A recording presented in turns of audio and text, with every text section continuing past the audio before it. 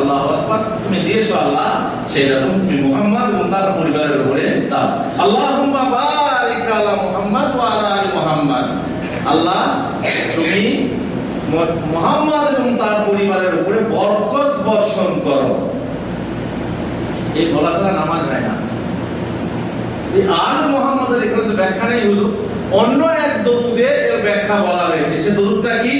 আল্লাহুম্মা সাল্লি আলা মুহাম্মদ ওয়া আলা আহলি বাইতিহি ওয়া আলা আজওয়াজিহি ওয়া যুররিয়াতিহি।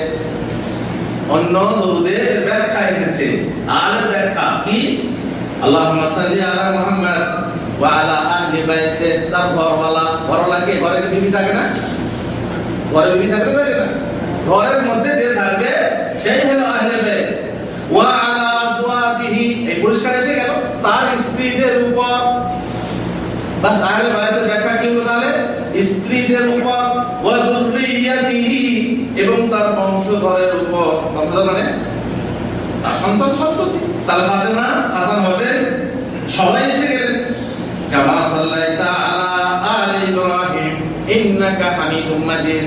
তাহলে কিছু দরুদ ব্যাখ্যা সহ আছে যেখানে আলে মুহাম্মদের অর্থ কি বলা হয়েছে। সুতরাং এখানে আহলে বাইতের অর্থ হলো যে স্ত্রী এবং বংশধর, এরা সবাই হচ্ছে আহলে বাইত। এখন চলুন এদের মর্যাদা সম্পর্কে পৃথক পৃথক মর্যাদা কি, এটা আমরা সাধারণভাবে আহলে বাইত বা নবী পরিবারের মর্যাদা জানলাম। এখন পৃথক পৃথক ভাবে দেখি কার কেমন মর্যাদা। সংক্ষেপে আমরা দুই একটি গ্রহণ করব। সর্বপ্রথম হচ্ছে আলীর কথা, যে আলীকে নিয়ে এক শ্রেণীর মানুষ বাড়াবাড়ি করে তাকে মাবুদ মনে করেছে। কি মনে করেছে? একদম ইলাহ, এত বাড়াবাড়ি করেছে। যেমন খ্রিস্টানরা ঈসা আলাইহিস সালামকে নিয়ে বাড়াবাড়ি করে ঈসাকে মাবুদ বানিয়ে নিয়েছে, আলীকে মাবুদ বানিয়ে নিয়েছে। আরেক শ্রেণীর মানুষ আলীর প্রতি দুশমনি করেছে, তাই না? এবং আলীকে খুন পর্যন্ত করেছে। আলী কোন হয়েছিলেন না? শহীদ হয়েছিলেন। হযরত আলী রাদিয়াল্লাহু তাআলা আনহু শহীদ হয়েছিলেন।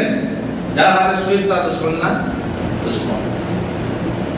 দুই শ্রেণীর মানুষ, এক শ্রেণীর মানুষ সেও ধ্বংস, আর এক শ্রেণীর মানুষ তারাও ধ্বংস। মাঝখানে যারা আছে তারা না আলীর দুশমন আর না আলীর এমন অতিরঞ্জনকারী যে অতিরঞ্জনে মানুষ ধ্বংস হয়ে যায়, শিরক হয়ে যায়। তারা কারা? তারা আমরা ইনশাআল্লাহ, তারা আমরা আহলে সুন্নাহ ওয়াল জামাত। সেই আলী রাদিয়াল্লাহু তাআলার ব্যাপারে যারা বাড়াবাড়ি করেছে তাদের কথা না, আমরা কি মনে করি? মুহাম্মদ রাসূলুল্লাহ সাল্লাল্লাহু আলাইহি ওয়াসাল্লাম বলেছেন আলীকে আনতা মিন্নি বিমানজিলাতি হারুন মিন মূসা ইল্লা আন্নাহু লা নাবিয়্যা বাদি। আলী তুমি আমার কাছে সেই রকম যেরকম মুসার কাছে হারুন। আল্লাহু আকবার।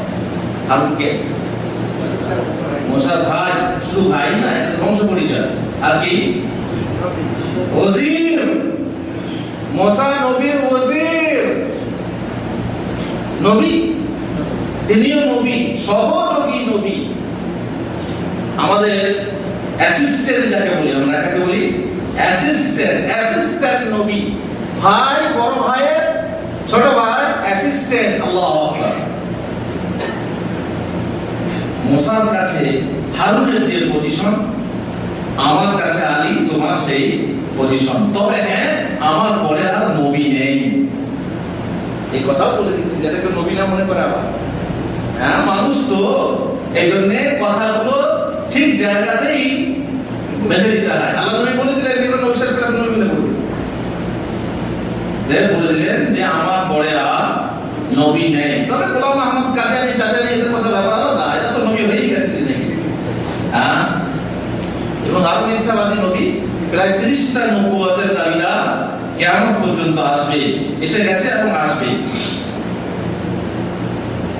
আলীর যে পজিশন, সেই পজিশন এখানে বলা হলো যে তোমার পজিশন হচ্ছে আমার কাছে হারুনের মতো, মুসার কাছে হারুনের মতো।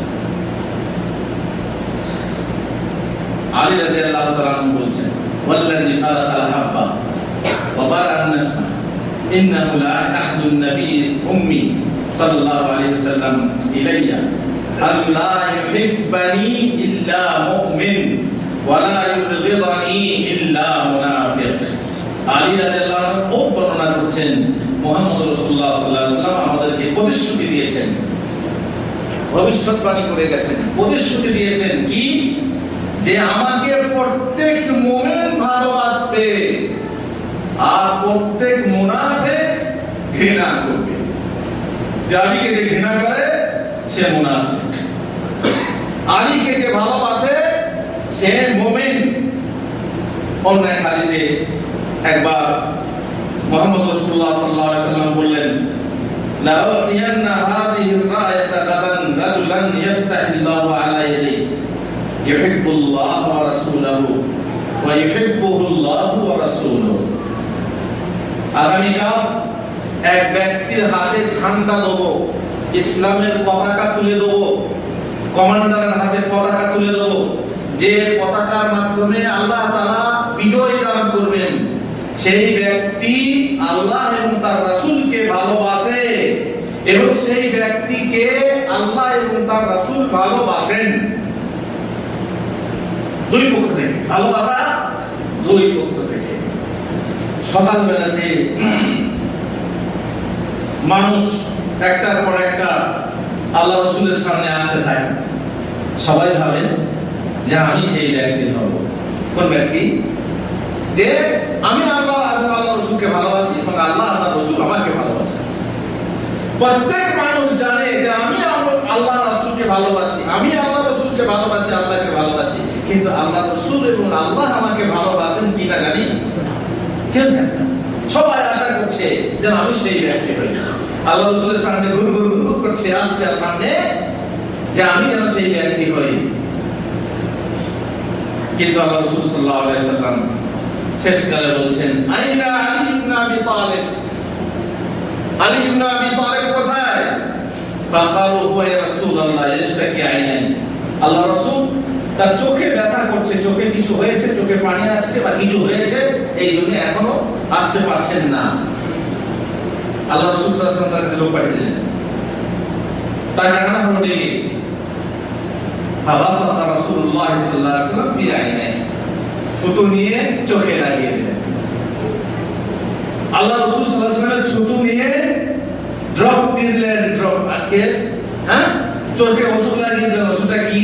মুহাম্মদ রাসূলুল্লাহ সাল্লাল্লাহু আলাইহি ওয়াসাল্লামের মুখের লালা। আল্লাহ রাসূলের সমস্ত জিনিস বরকত ছিল, তাই না? মুখের লালা বরকতময় ছিল। তাহলে আপনি হুজুর মানুষ বলবেন হুজুরের সুন্নাত, আপনারও লালা কারো চোখে লাগিয়ে দিবেন, আল্লাহ হবে তা? হবে নাকি? না, বলে হুজুরের সুন্নাত।